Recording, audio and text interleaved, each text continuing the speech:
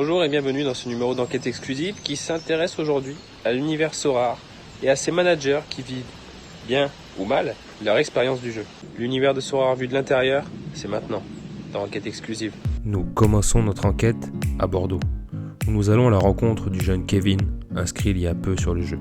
Vous pouvez nous raconter un petit peu comment se passe votre aventure ? Je me suis inscrit au début sans aide, sans parrain. J'avais entendu parler à la radio de ce jeu et cela m'a donné quand même envie d'essayer. Donc au début, je me suis retrouvé un peu perdu, à comprendre un petit peu toutes les fonctionnalités de Sorare et de Sorare Data. Donc j'ai voulu acheter rapidement des joueurs, alors déjà des joueurs qui étaient blessés. Le problème, c'est que ces joueurs-là sont restés blessés pas mal de temps. Donc je voulais faire une plus-value, mais c'était raté. Et je me suis retourné vers les pépites. Donc c'est des jeunes pépites qui sont sur le banc, qui sont censés sortir du banc. Le problème, c'est qu'ils sont restés sur le banc, donc le prix n'a pas bougé. Donc des joueurs qui jouent pas sur Sorare, c'est quand on n'a pas la profondeur, pour avoir une équipe à côté, c'est pas forcément la bonne stratégie. J'ai réussi à tout revendre. Bon, j'ai perdu un petit peu, mais aujourd'hui, j'ai quand même pu enfin monter ma team Challenger. Donc c'est une team avec des joueurs qui sont des championnats européens, pas du top 5.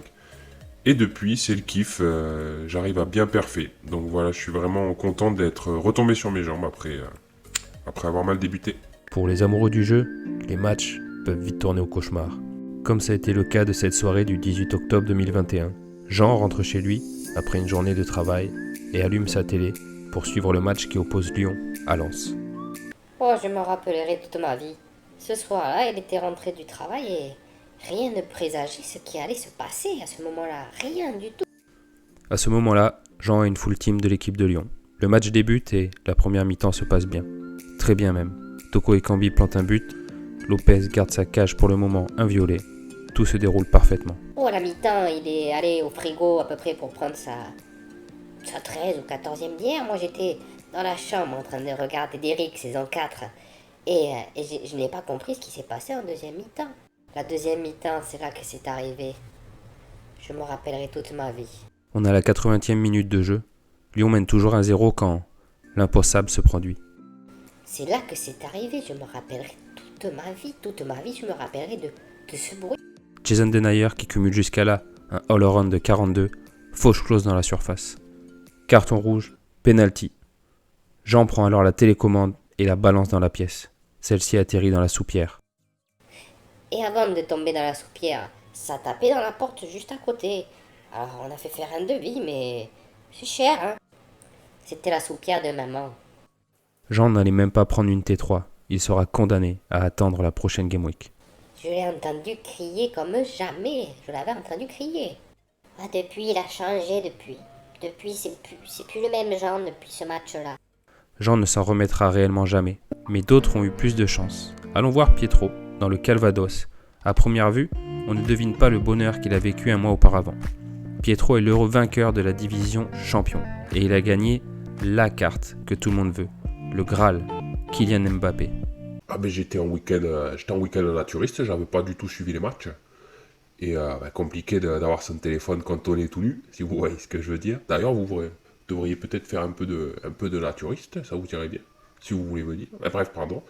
Et du coup, le dimanche soir, en rentrant, j'ai allumé mon portable, 534 points, le perfect.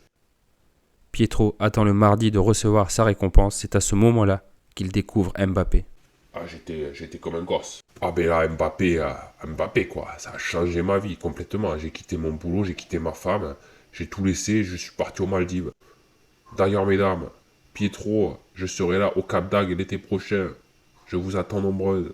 Désormais, aux Maldives, Pietro peut enfin profiter de sa vie de naturiste à plein temps. Oui, je peux dire, Kylian Mbappé a changé ma vie. Les émotions sur Sorare l'emportent souvent sur le rationnel. Il faut parfois persévérer pour arriver à ses fins. Direction la métropole, où nous retrouvons Gertrude. Gertrude a regardé des vidéos et tweets et a acheté compulsivement tout ce qu'elle voyait. Compliqué. Très compliqué. J'achetais tout ce que je voyais qui augmentait, j'achetais. Le problème, c'est qu'après avoir augmenté, il redescendait.